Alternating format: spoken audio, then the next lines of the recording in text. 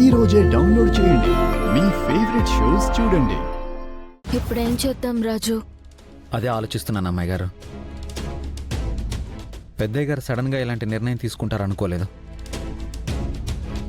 నేను వద్దంటే బంటి కోసం అంటున్నారు, బంటి వద్దంటే నా కోసం అంటున్నారు. పాపం బంటి.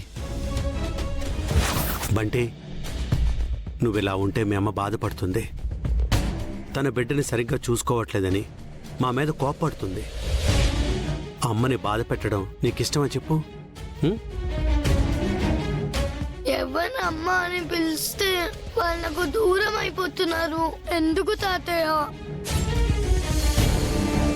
నువ్వు వాళ్ళని అమ్మ అని పిలవటం వల్ల వాళ్ళు నీకు దూరం అవట్లేదు బంటి.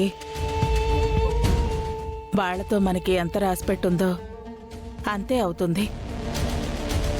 అయినా నీకు మేమందరం ఉన్నాం కదా బంటి. అందరికంటే ముఖ్యంగా రాజు ఉన్నాడు కదా. నా చుట్టూ ఎంతమంది ఉన్నా నేను అమ్మ అని పిలవలేను కదా తాతయ్య. అమ్మ చనిపోయింది. అమ్మ స్థానంలో ఇంకో అమ్మ వచ్చింది. వేరే వాళ్ళని పెళ్లి చేసుకుని వెళ్ళిపోతుంది. నాకు ఈ అమ్మే కావాలి తాతయ్య. నాకు ఈ అమ్మని చూస్తుంటే అమ్మని చూసినట్టుంది తాతయ్య. ప్లీజ్ తాతయ్య, ఈ అమ్మని ఇక్కడే ఉండమని తాతయ్య. వీళ్ళు చెప్తే అమ్మ ఇక్కడే ఉండిపోతుంది తాతయ్య. బంటి, నువ్వంటున్న రుక్మిణిని చూస్తే మా అందరికి కూడా రూపలానే అనిపిస్తుంది. రుక్మిణి ఇక్కడే ఉంటే బాగుంటుందని మాకు అనిపిస్తుంది. కానీ రుక్మిణి వేరొకరిని ఇష్టపడుతుంది బంటి. అతన్నే పెళ్లి చేసుకోవాలనుకుంటుంది. మన ఇష్టం కోసం తన ఇష్టాన్ని చంపాలనుకోవడం ఎంతవరకు కరెక్టో నువ్వే చెప్పు బంటి. మీ అమ్మ ప్రేమను అర్థం చేసుకోకుండా మీ అమ్మని బాధ పెట్టాను.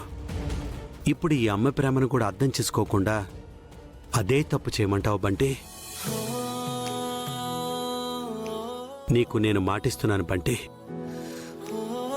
మీ అమ్మని నేను తీసుకురాకపోవచ్చు, కానీ నీకు ఎలాంటి లోటు లేకుండా నిన్ను కన్నబిడ్డలా చూసుకునే అమ్మను మాత్రం తీసుకొస్తాను. It's my promise Bunty, it's my promise.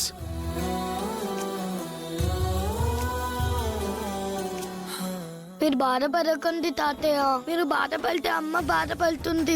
అమ్మ బాధపడితే నేను బాధపడతాను. నేను చెప్పినట్టు వింటాను తాతయ్య.